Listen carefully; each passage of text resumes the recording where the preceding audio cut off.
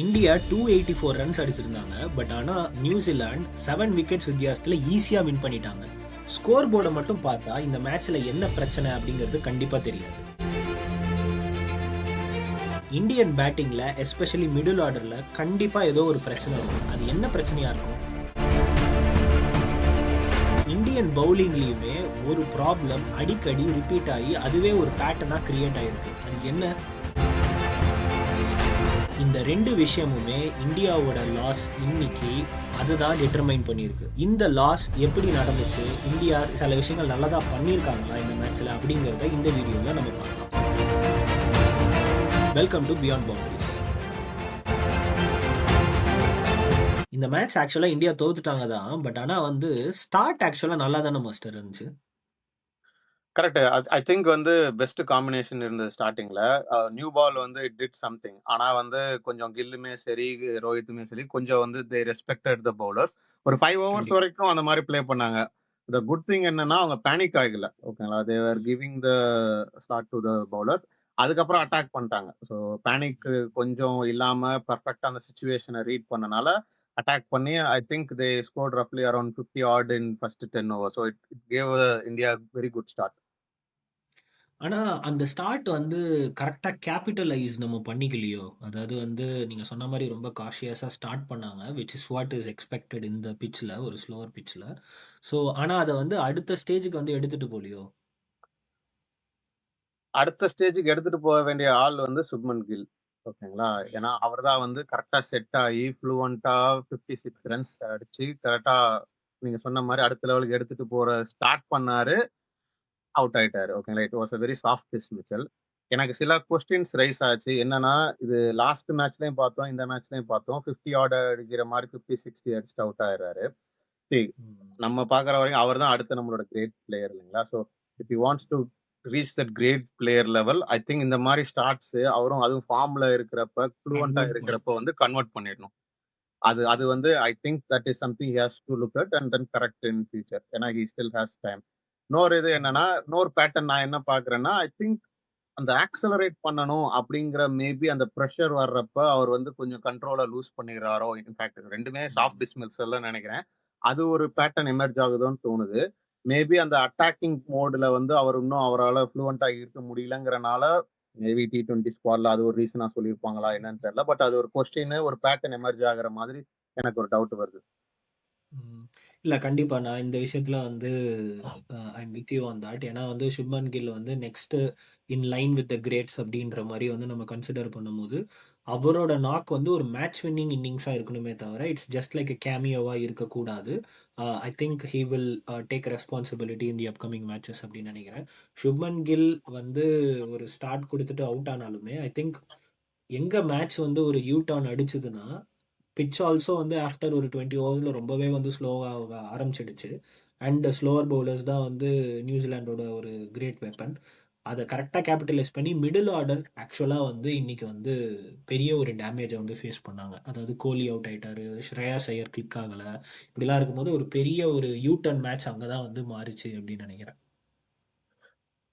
You டர்னுங்கிறத விட India பேசிக்கா middle ஓவர்ஸ்ல கிட்டத்தட்ட சரண்டர் பண்ண மாதிரி எனக்கு ஒரு ஃபீல் இருந்தது. கோலி அண்ட் ஸ்ரேயஸ் ஐயர் போறதுக்கு முன்னாடி ஜடேஜாக்கு இது ஒரு ஆப்பர்ச்சுனிட்டி அவர் மிஸ் பண்ணிட்டாருங்கிற மாதிரி தான் நான் இந்த இதை பாக்குறேன். ஏன்னா அவர் லாஸ்ட் மேட்ச்லயும் நல்லா ரன் ரேட் இருக்கிறப்ப கேபிட்டலைஸ் பண்ண முடியாம அவுட் ஆயிட்டாரு. இப்போ டீம் இஸ் இன் டிமாண்ட் இல்லைங்களா, அவங்க நேரம் ரன்ஸ் எடுத்து நல்ல ஒரு ப்ரூவ் பண்ணி நல்ல இன்னிங்ஸ் பிளே பண்ணியிருந்தாருன்னா அவருக்கு இன்னும் கொஞ்சம் கான்பிடன்ஸ் கொடுத்துருக்கும். ஐ திங்க் அவர் ஒரு ஆப்பர்ச்சுனிட்டியை மிஸ் பண்ணிட்டாரு. Middle overs is becoming a slight problem அப்படிங்கிற மாதிரி எனக்கு ஒரு அகைன் ஒரு பேட்டர்ன் எமர்ஜ் ஆகுது இந்தியன் பேட்டிங்ல மெயினா. அதுவும் நமக்கு இப்போ கோலி இல்ல கில்லு அந்த கண்ட்ரோல் கொடுக்குற ரெண்டு பேர் யாராவது இல்லாம அவுட் ஆயிட்டாங்க அப்படின்னு சொன்னா ஏதோ ஒரு அங்க ஒரு வாய்ட் கிரியேட் ஆகி ஒரு வல்னரபிலிட்டி ப்ராப்ளம். தெரியுது. ஆமா. ஆமா. லைக் அங்க வந்து நீங்க ஆல்ரெடி வந்து அடிக்கடி ரைஸ் பண்ணிக்கிட்டே இருக்கிற மாரி வந்து ஒரு பவர் பேக்டு ஃபினிஷர் நம்மகிட்ட வந்து கிடையாது. அதாவது தோனி மாரியோ, ஹார்திக் பாண்டியா மாரியோ ஒரு மசில் அண்ட் ஒரு பிக் ஹிட்டர்ஸ் வந்து நம்மகிட்ட கிடையாது. அப்படி இருக்கும்போது மிடில் ஆர்டர்ஸ்ல இருக்கிற பிளேயர்ஸ் வந்து have to take like additional responsibility. அவங்க வந்து டாப் ஆர்டர் ஃபெயில் ஆகும்போது they have to act like a fulcrum and கடைசியில வந்து ஒரு புஷ் கொடுக்கணும். அது கண்டிப்பா வந்து ஜடேஜா வந்து ரீசெண்ட் இயர்ஸ்ல வந்து அது கண்டிப்பா பெட்டரா ஒரு பண்ணியிருக்கணும். பட் ஆனா பண்ணல ஃபார் அவர் கேலிபர். கண்டிப்பா அது வந்து ஒரு வல்னரபிள் பாயிண்ட் தான். பட் ஹவெவர் நம்ம வந்து இது வந்து இன்னும் மோசமா இருக்கும் சிச்சுவேஷன. அதுலருந்து ஆக்சுவலா வந்து ரெஸ்க்யூ பண்ணது வந்து ரோல்ஸ் ராய்ஸ். ஸோ அவரோட இன்னிங்ஸ் வந்து that is what like India வந்து 284 அப்படின்ற ஒரு ஸ்கோர் ரீச் பண்ணதுக்கு வந்து ரோல்ஸ் ராய்ஸோட ஒரு மாஸ்டர் கிளாஸ் தான் காரணம். இல்ல அதான் சிம்பிளா சொல்லணும் போனா classical ODI innings.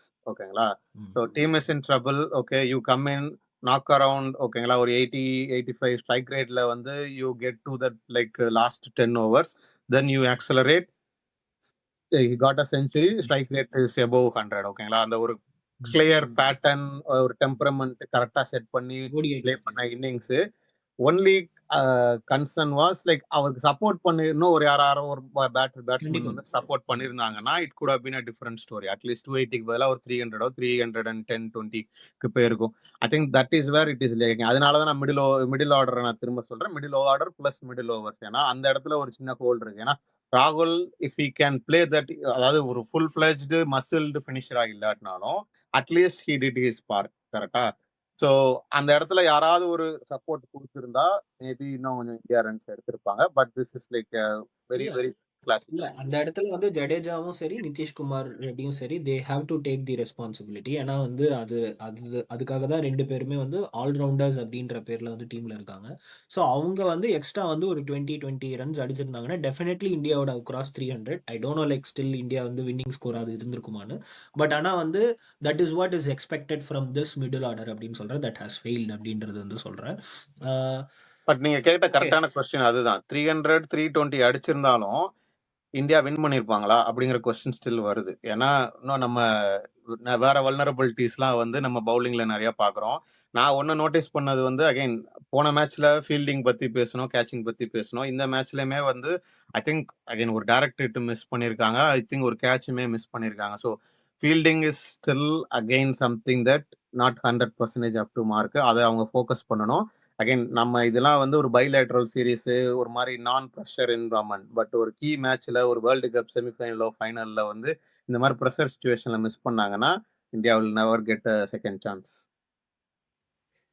Correct. But fielding concern தான். பட் ஆனா வந்து நான் வந்து ஒரு ஐ திங்க் லாஸ்ட் வீடியோல தான் சொல்லியிருந்தேன்னு நெனைக்கிறேன். எனக்கு வந்து பவுலிங் வந்து கன்சர்னா தான் இருக்கு அப்படின்னு வந்து சொல்லியிருந்தேன். Not just because like Jasprit Bumrah name is missing from the playing 11. அது இல்லனாலுமே வந்து இப்ப இருக்கிற பவுலர்ஸ் வந்து அவங்க போடுற லைன் அண்ட் லென்த்தும் சரி, அவங்களோட பிளான்ஸும் சரி, ஃபீல்ட் செட்டப்பும் சரி, எனக்கு என்னமோ வந்து அன்ஆர்கனைஸ்டா இருக்கு. அதாவது வந்து ஒரு ஆர்கனைஸ்ட் அண்ட் அவங்களுக்கு வந்து இப்படிதான் ஒரு பிளானு அப்படின்ற மாரி இல்லாத மாரி இருக்கு. அப்படின்ற மாரி எனக்கு வந்து ஃபீல் ஆச்சு. இந்த மேட்ச்லயுமே அதுதான் வந்து ரெப்ளிகேட் ஆச்சு. But I wouldn't blame entirely on the fast bowlers. Just because இந்த மேட்ச்ல நீங்க கேட்டீங்க இல்லையா, 300 அடிச்சிருந்தாலுமே வந்து இந்தியா வின் பண்ணியிருப்பாங்களான்னு தெரியல அப்படின்ட்டு. அப்படி இந்தியா வின் பண்ணியிருக்கணும்னா, இந்த ஸ்லோவர் பிட்ச்ல உங்களோட ஸ்பின்னர்ஸ் ஆக்சுவலா வந்து கண்ட்ரோல் அண்ட் விக்கெட்ஸ் எடுத்திருக்கணும்.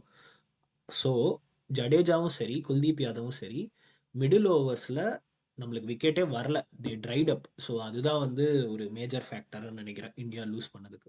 இல்ல அதுதான் அகைன் நம்ம middle order sorry middle overs with batting நம்ம பேசுன மாதிரியே மிடில் ஓவர்ஸ் வித் பவுலிங்லயுமே இருக்காங்க. ஒரு I will give you a number. ஓகேங்களா? ஜஸ்ட் ஃபார் ஸ்டாட்ஸ் வந்து இந்தியா வந்து ஐ திங்க் தே ஸ்கோர்டு 142 நினைக்கிறேன் ஃபார் 5. ஓகேங்களா? இவங்க அவங்க பேர் என்ன, நியூசிலாந்து வந்து scored 193 for 2. So that is the difference. ஆமா. That So is a that is the massive major difference. 142 for 5 versus 193 for 2. Again, இதுல நம்ம ரெண்டுமே பார்க்குறோம். கரெக்ட்டா? Batting from India side miss the opportunity and also bowling வந்து middle ஓவர்ஸ்ல கண்டிப்பா problem இருக்குங்கிறது தெரியும். ஸோ மிடில் ஓவர்ஸ்ல ப்ராப்ளம்னா mostly the contributories from spinners. எனக்கு தெரிஞ்சு குல்தீப் வந்து அதாவது என்ன சொல்றது, நான் திரும்ப திரும்ப சொல்றது வந்து ஹி இஸ் அவர் ட்ரம்ப் கார்டு அப்படின்னு நான் சொல்லுவேன். ஏன்னா he is a wicket taking bowler. So at least wicket அவர் டேக்கிங் ரன்ஸ் பவுலர். கொடுத்திருந்தாலும் விக்கெட் எடுத்திருந்தாருன்னா it would have been a different story. ஓகேங்களா? ஆனா விக்கெட் கண்டிப்பா. எடுக்கால அப்படிங்கிறது வந்து அவருக்கு வந்து கான்ஃபிடன்ஸ் அஃபெக்ட் பண்ண ஆரம்பிச்சிடும். Again it's not just this series இல்லைங்களா? அடுத்து T20 சீரிஸ் இருக்கு. அதுக்கப்புறம் T20 வேர்ல்டு கப் இருக்கு. So when we go into T20 world cup he should be in form. அது வந்து மேட்ச் பை மேட்ச் டிக்ளைன் ஆகிற மாதிரி இருக்கு. ஏன்னா ஃபர்ஸ்ட் மேட்ச்லயுமே he was not at his best. And இந்த மேட்ச்ல அவரை பொறுத்தளவுக்கு நான் எப்படி அவரை பார்ப்பேன்னா ஹி நீட்ஸ் கான்ஃபிடன்ஸ். இல்ல அப்படின்னு சொன்னா suddenly he will his shoulder will go down. அந்த ஒரு நிறைய அந்த ஒரு அவரோட பால்ல ரொட்டேஷன், ஸ்பீடு எல்லாமே வந்து லேக் ஆக ஆரம்பிச்சுரும். ஸோ ஐ திங்க் அந்த இத வந்து கண்டிப்பா வந்து யாராவது அவருக்கு அட்ரஸ் பண்ணி, he has to come into good terms ஓகேங்களா? I think maybe Jadeja support பண்ணியிருந்தாருன்னா, இவருக்கு இன்னும் கொஞ்சம் கொஞ்சம் பிரீத்திங் டைம் கிடைச்சிருக்கும். ஏன்னா கண்டிப்பா. ஜடேஜாவுமே வந்து he is not up to his best in the last 2 matches. இந்த மேட்சும் அத முந்தின மேட்சும். கரெக்ட். ஸோ பவுலிங் வந்து ஒரு மிகப்பெரிய கன்சர்ன் தான். But on the other hand நம்ம வந்து நியூசிலாந்துக்கு வந்து we have to give credits to them because they have batted bowled too good இந்த கண்டிஷனில் இந்த மேட்ச்சில். So I think we have to give credit to them. Especially வந்து பேட்டிங்கில் வந்து டேரன் மிஷல். ஐ திங்க் நான் சில ட்வீட்ஸுமே பார்த்தேன். அவரோட பேட்டிங்கில் வந்து வாட் மேட் அ டிஃபரன்ஸ்னா வந்து அவர் number of sweep shots that he has played in his innings. So இந்த மாதிரி ஒரு ஸ்லோவர் இதில் வந்து என்ன ஆச்சுன்னா ஒரு number of sweep shots play பண்ண இந்தியாவுக்கு வேறு ஆப்ஷனே இல்லாமல் they have to spread the field. But on hmm. The other hand நீங்கள் விக்கெட்ஸ் எடுத்தால் மட்டும்தான் இந்த மேட்சை ஜெயிச்சிருக்க முடியும். Not because like controlling runs. So அதை வந்து அவர் வந்து கரெக்டாக புரிஞ்சுக்கிட்டு அண்ட் ஸ்லோவர் விக்கெட்டில் வந்து ஸ்பின்னர்ஸை வந்து ஸ்வீப் ஷாட் இருந்துச்சுன்னா that is like one more weapon இல்லையா அவங்ககிட்ட. ஸோ அதை வந்து அவர் சூப்பராக எக்ஸிக்யூட் பண்ணியிருந்தாரு. ஸோ அவங்க வந்து கண்டிஷன்ஸை பெட்டராக இன்னைக்கு வந்து யூட்டிலைஸ் பண்ணி விளையாடிருக்காங்க. இல்ல அதுதான் நியூசிலாந்துக்கு வந்து என்னோட வியூ எப்பயுமே எப்படின்னா, அவங்க வந்து நெறைய பயங்கரமான பிளேயர்ஸ்லாம் இருக்க மாட்டாங்க. But they believe in their team. Their 11 is பெஸ்ட்ன்னு சொல்லி பிலீவ் பண்ணுவாங்க. ஐ திங்க் அதுதான் இன்னைக்கு ரிஃப்ளெக்ட் ஆச்சு. They stick to their method. They followed what they see as a potential.